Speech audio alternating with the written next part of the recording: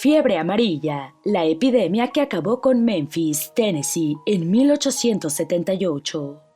¿Sabías que una simple picadura de mosquito podría arrebatarte la vida? Un tipo de mosquito llamado Aedes aegypti puede transmitir diversas patologías y una de las más temidas es la fiebre amarilla. La fiebre amarilla es una enfermedad viral hemorrágica y aguda que es endémica en áreas tropicales de África y América Latina. De hecho, anualmente se reportan de 5.000 y 300 casos respectivamente. Sin embargo, se estima que la verdadera incidencia es de 10 a 50 veces mayor que la registrada en los reportes oficiales. A pesar de ello, la creación de la vacuna logró reducir circunstancialmente la cantidad de casos, permitiendo reducir la mortalidad mundial. Pero, antes de meternos a fondo, no te olvides de suscribirte a nuestro canal y activar las notificaciones para mantenerte al día con nuestras actualizaciones. La información que se tiene sobre la fiebre amarilla es bastante amplia debido al arduo trabajo de muchos especialistas.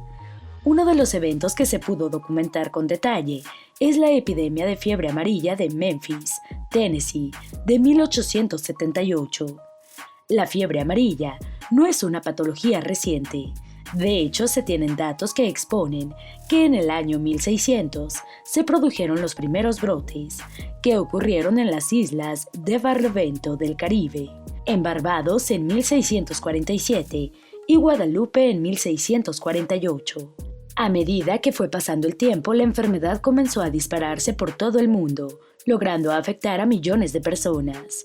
En el caso de los Estados Unidos, los primeros casos de fiebre amarilla empezaron a reportarse entre 1668 y 69 en el área de Nueva York y Filadelfia.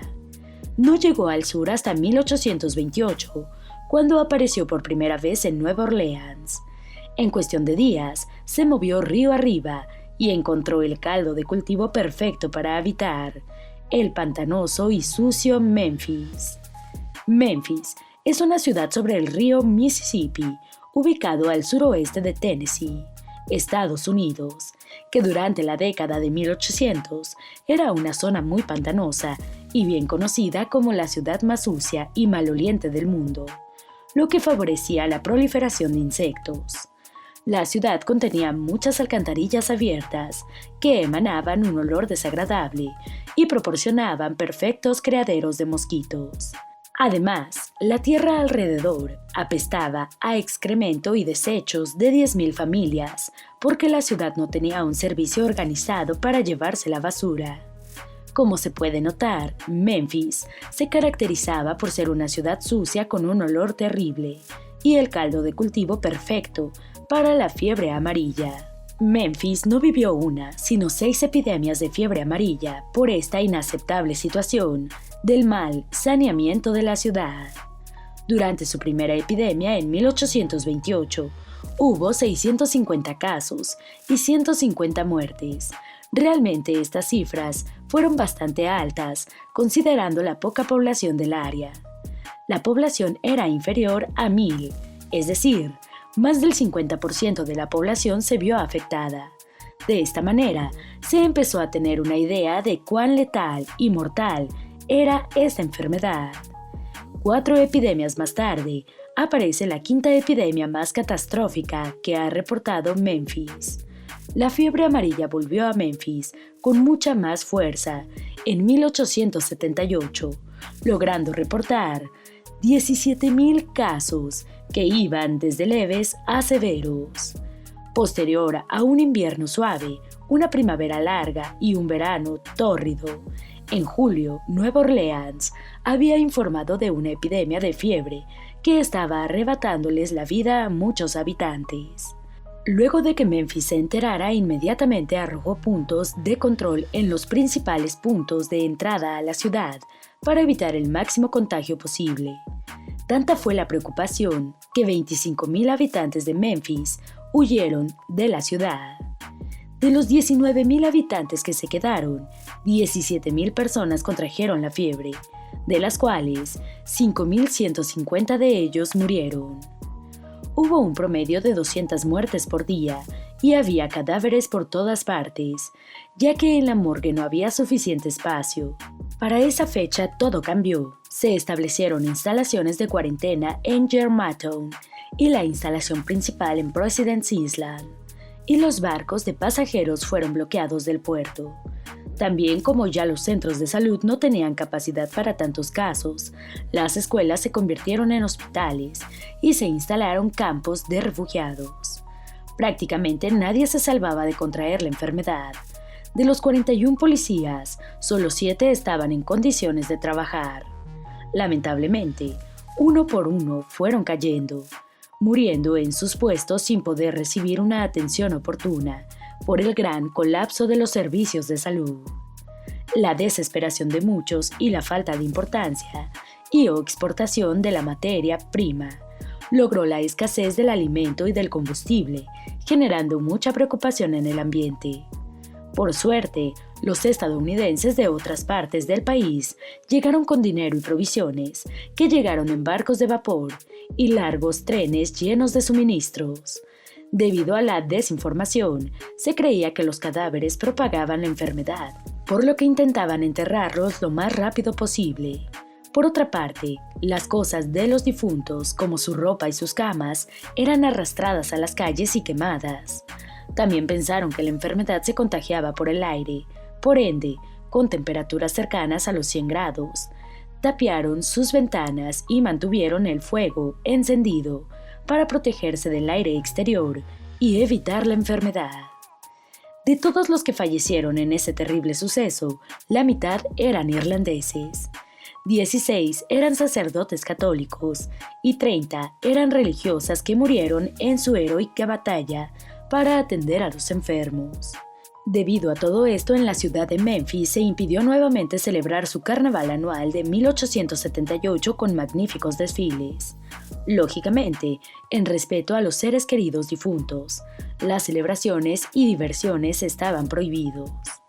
En ese momento, las 5.000 muertes constituían la mayor cantidad de víctimas de fiebre amarilla en una ciudad del interior, jamás antes vista. Sin embargo, no todo lo que sucedió fue negativo. Tras este gran brote se pudieron descubrir muchas cosas, incluyendo el comportamiento y respuesta del ser humano ante este evento inusual. Se logró determinar que la raza negra que trabajaba como patrulleros de la fuerza policial presentó cierta inmunidad ante la enfermedad. A pesar que los negros contrajeron la fiebre en grandes cantidades, en 1878 solo el 7% murió. Esto es debido a los verdaderos orígenes evolutivos de la fiebre amarilla. Se piensa que muy probablemente proviene de África. Los análisis filogenéticos indican que el virus se originó en África Oriental o Central, con transmisión entre primates y humanos, y se propagó desde allí a África Occidental. Aunque no se ha probado, ahora se cree que la exposición repetida de la fiebre amarilla durante muchas generaciones en África Occidental proporcionó a muchos negros una mayor resistencia a la enfermedad.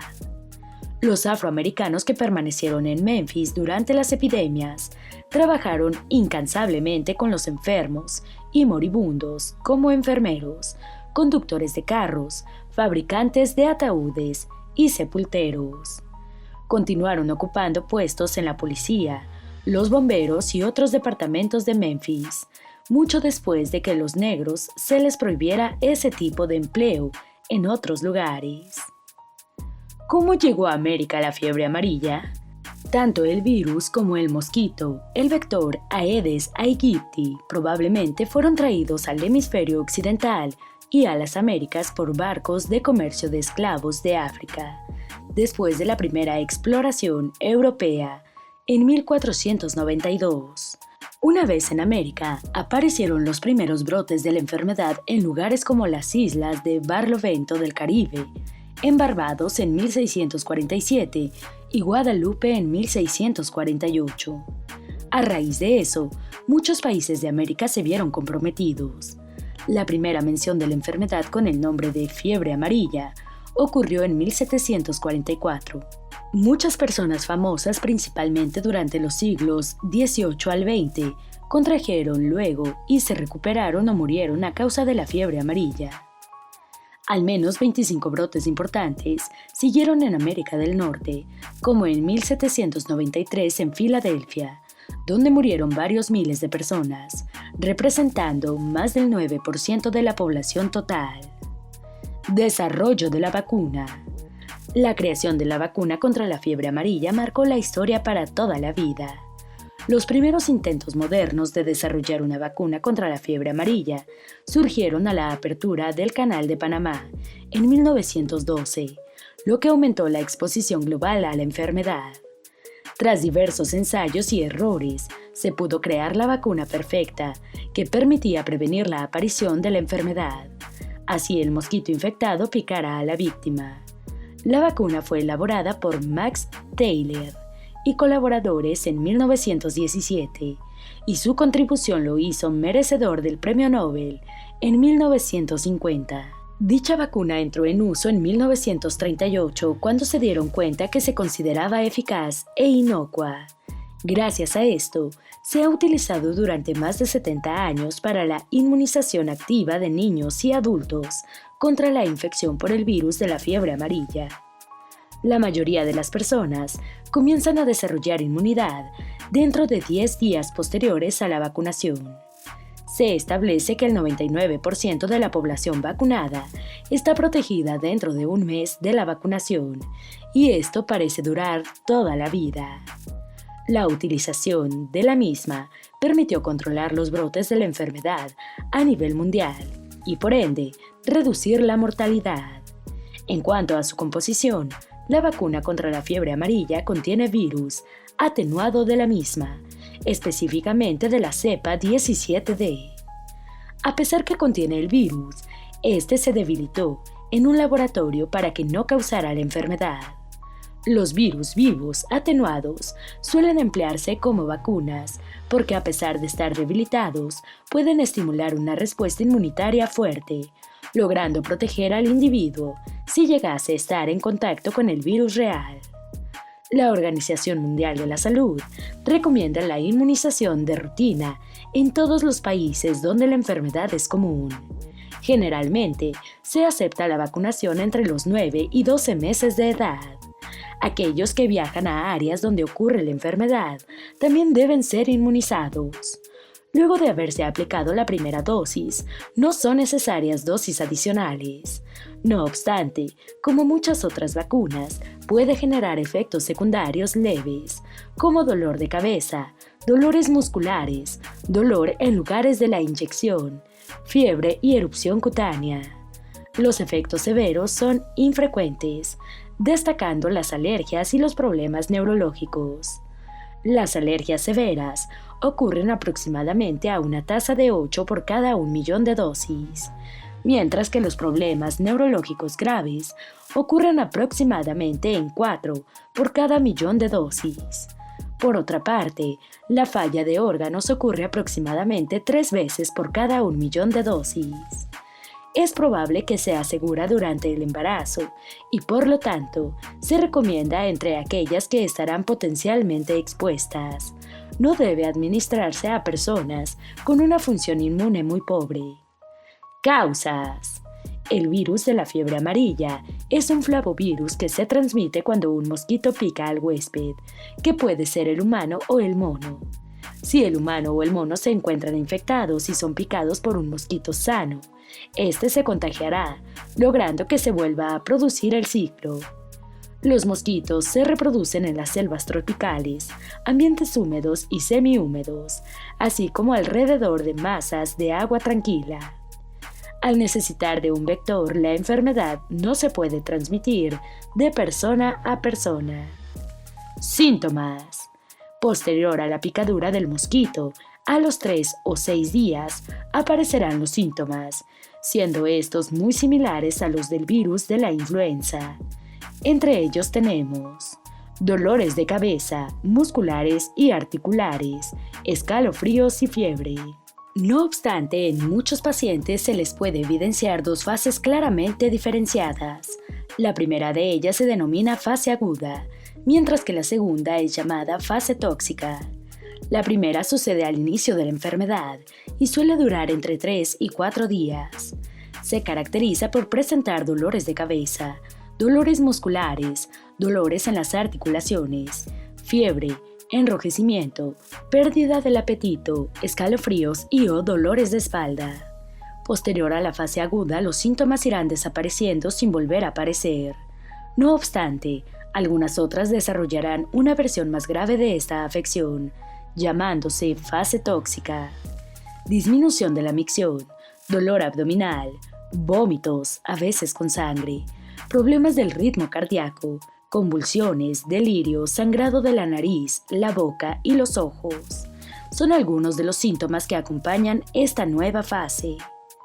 Debido a esto, esta fase se considera mortal. Lo bueno es que no suele ser común. De hecho, solo el 15% de las personas infectadas con fiebre amarilla entran en esta fase. ¿Cómo se trata? Lamentablemente, la fiebre amarilla no tiene cura. Sin embargo, se podría implementar un tratamiento sintomático, es decir, fármacos que permitan reducir los diversos síntomas ocasionados y potenciar el sistema inmune. Entre las medidas adicionales se tienen: obtener suficientes líquidos, posiblemente a través de las venas; obtener oxígeno; mantener una presión arterial saludable; recibir transfusiones de sangre; someterse a diálisis si experimenta insuficiencia renal; recibir tratamiento para otras infecciones que puedan desarrollarse. Vale la pena acotar que al ser una infección viral, no deberá tratarse con antibióticos, a menos que exista una infección bacteriana subyacente. Una vez dicho esto, se puede concluir que la fiebre amarilla no es un juego. Es evidente que acabó con muchas vidas en muchas partes del mundo. No obstante, gracias a la inteligencia de varios especialistas, hoy en día podremos estar mucho más tranquilos. La picadura de un simple mosquito no nos generará la enfermedad, siempre y cuando estemos vacunados. Esperamos que este video te haya sido útil. Si tienes algo que agregar, por favor compártelo con nosotros en la sección de comentarios.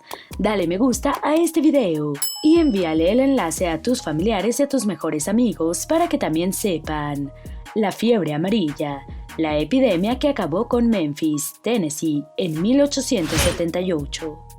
Si eres nuevo en nuestro canal, no olvides suscribirte. Recuerda, la vida siempre es mejor cuidando tu salud.